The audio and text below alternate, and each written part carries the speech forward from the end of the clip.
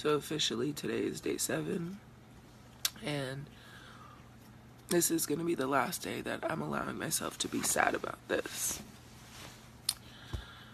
Sorry, I had to throw something on my head because you guys don't deserve that.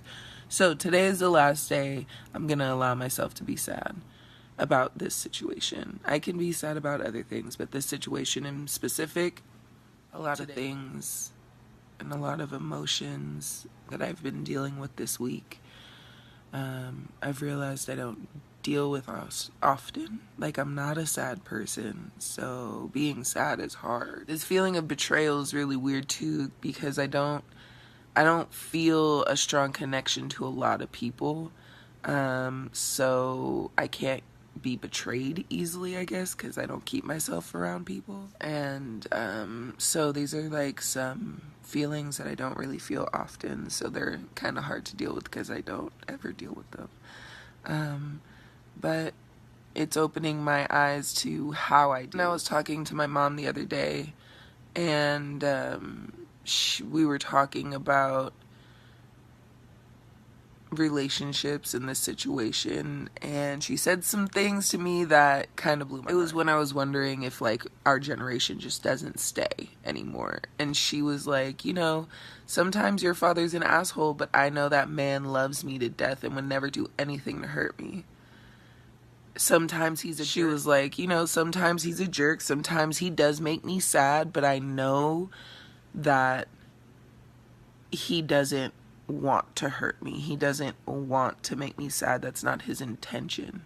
Now, mind you, my parents have always set unrealistic love expectations. They've been married for like 40 some years, got married when they were 20, like after 6 months, like, I don't want to hear that shit. Anybody who knows my parents know that my father loves the shit out of my mom and vice versa, and they would never want to hurt each other, like, ever. So I feel like that's a comforting thought. It's comforting and kind of sad because I can't say that about him. I can't say that about Byron. I don't know if he actually does really love me. I think he does, and that has solidified it even more that I just need to go and just leave it alone. Don't worry about if it comes back. Just live my life because there is someone out there who I will know for a fact loves me to death and wouldn't want to hurt me because they show it to me and they prove it to me every day. And that's what I deserve because that's what I have to give. I'm a very loving person. And it's hard for me to try to love somebody who doesn't A, deserve it, or B, know how to accept it.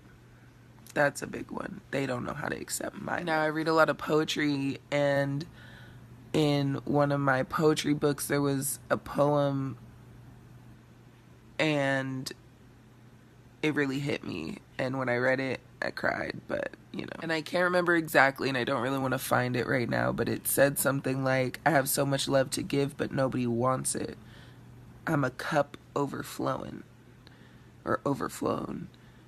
And that's how I feel. I'm gonna stop trying to fill these empty cups with invisible lids. Because my love doesn't get to go anywhere. It just gets to be wasted.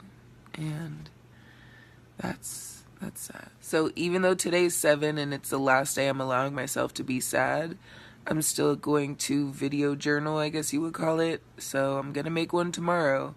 But I'm not gonna allow myself to be sad about the situation anymore.